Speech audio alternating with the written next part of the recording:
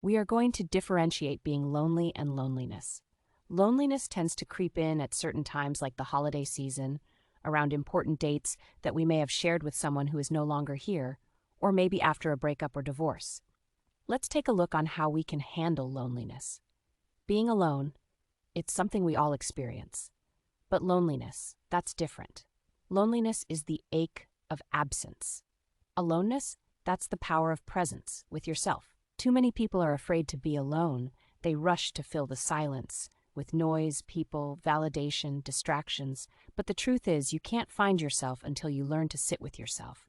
Today, we're breaking down the fear, confronting the emptiness, and rising into a version of ourselves that doesn't just survive alone, but thrives. Number 1, redefining aloneness. Aloneness isn't punishment, it's preparation.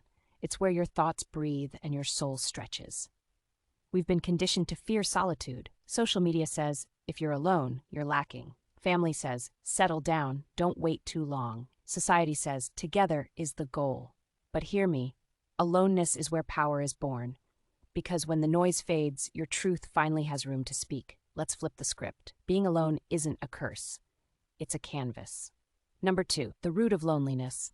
Loneliness is not always about people. It's often about disconnection from self. You can be in a room full of friends and still feel unseen.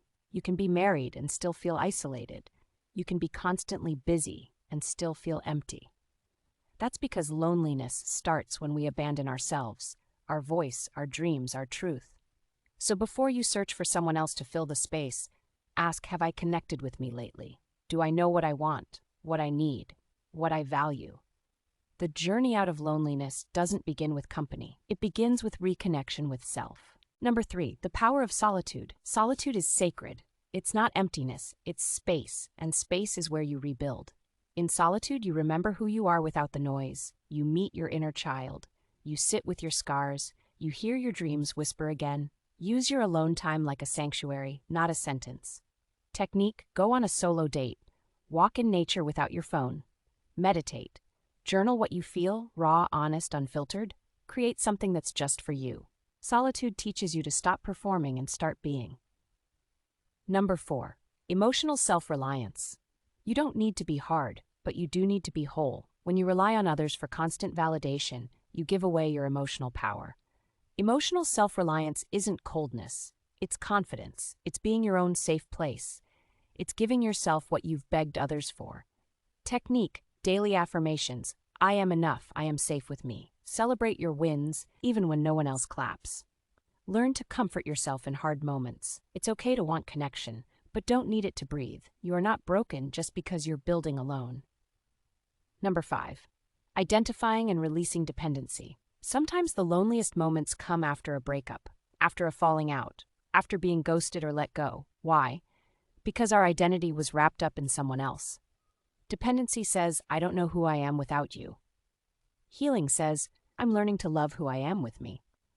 Start by identifying unhealthy attachments. Ask yourself, is my peace tied to someone else's presence? Do I need constant communication to feel okay? Am I afraid of my own company?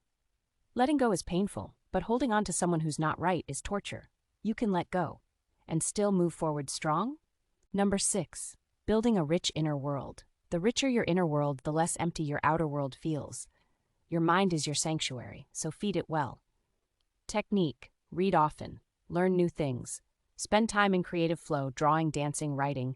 Create routines that bring joy. Morning tea, gratitude journaling, music breaks. Discover new hobbies, not just for success, but for your soul. When you love your world, you don't fear solitude. You cherish it. Number 7, self-companionship. Talk to yourself like someone you love. That voice in your head, it can be your enemy or your guide. Too many people wait for someone to love them, but won't give that same love to themselves. Be your own best friend. Speak kindly. Take yourself seriously. Laugh with yourself. Forgive your mistakes.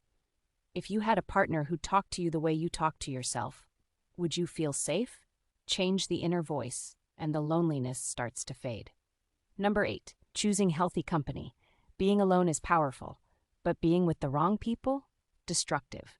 You don't need more people. You need better ones. When you're afraid to be alone, you settle. You tolerate toxicity. You confuse attention for affection. So choose quality. friendships that fuel you, relationships that respect your peace, conversations that leave you lighter. The stronger your relationship with self, the higher your standards with others. Number 9.